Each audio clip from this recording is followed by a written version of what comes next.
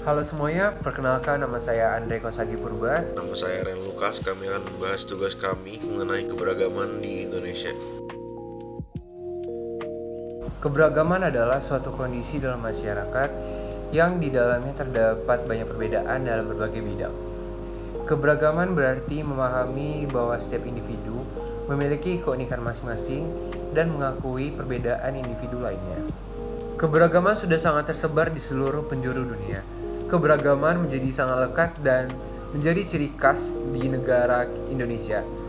Indonesia memiliki semboyan Bhinneka Tunggal Ika yang dikutip dari kitab Sutasoma karangan Empu Tular yang berarti berbeda-beda tapi tetap satu. Ada beberapa faktor pembentuk dari keberagaman di Indonesia.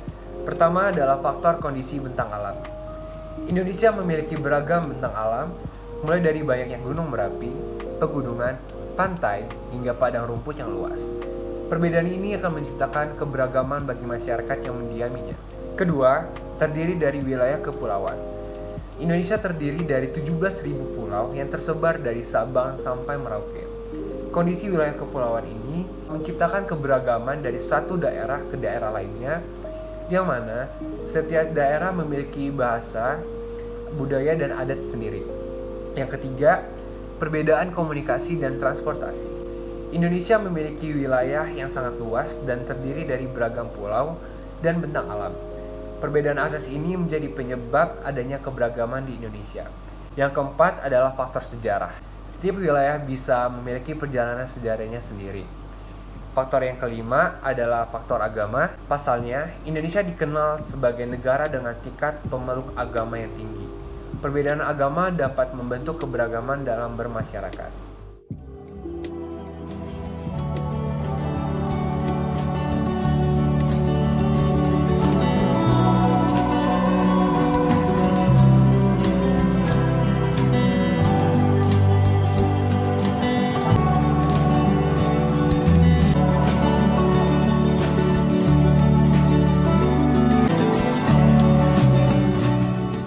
Faktor pembentuk keberagaman Indonesia yang terakhir adalah ras dan golongan. Indonesia dikenal sebagai negara dengan beragam ras dan golongan yang mendiaminya. Beberapa ras yang di Indonesia antara lain adalah ras Malayan dan ras Mongoloid yang terbesar di wilayah Sumatera, Kalimantan, Sulawesi, dan Bali. Sedangkan ras Melanesoid yang tersebar di daerah Papua, NTT, dan Maluku. Sementara itu, ras Kaukasoid yakni orang India, Timur Tengah, Australia, Eropa, dan Amerika. Ras Asiatik Mongoloid yakni Korea, Jepang, dan Tionghoa. Ras ini kemudian berkembang dan tak jarang membentuk kebudayaan yang baru. Dari semua faktor keberagaman ini, ada satu hal yang sekarang dan sejak dulu menjadi permasalahan, tidak hanya di Indonesia melainkan di seluruh dunia.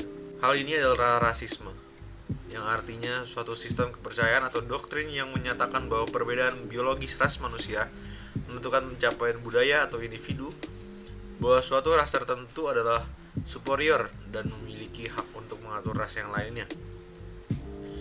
Dan berikut adalah contoh-contoh masalah rasisme di Indonesia. Yang pertama adalah tidak ingin berteman dengan orang yang tidak seagama dengannya. Yang kedua adalah menghina agama lain di media sosial. Dan yang terakhir adalah merendahkan suku. Di Indonesia masih banyak hal-hal seperti ini yang terjadi.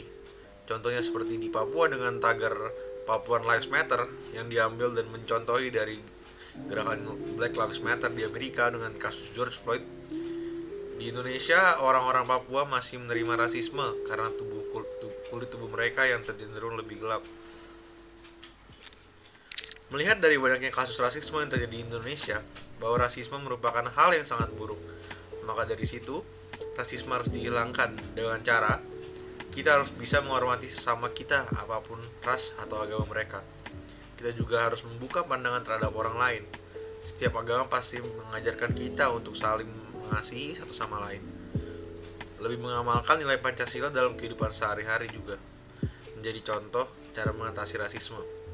Dengan tidak adanya rasisme, hidup akan lebih damai dan hilangnya rasa takut akan dikucilkan dari negara kita, dan negara kita juga akan lebih maju. Demikian penjelasan yang dapat kami sampaikan mengenai keberagaman di Indonesia. Semoga apa yang kami jelaskan dapat dimengerti, dan apabila ada salah penggunaan kalimat atau salah ucapan, mohon dimaafkan. Terima kasih.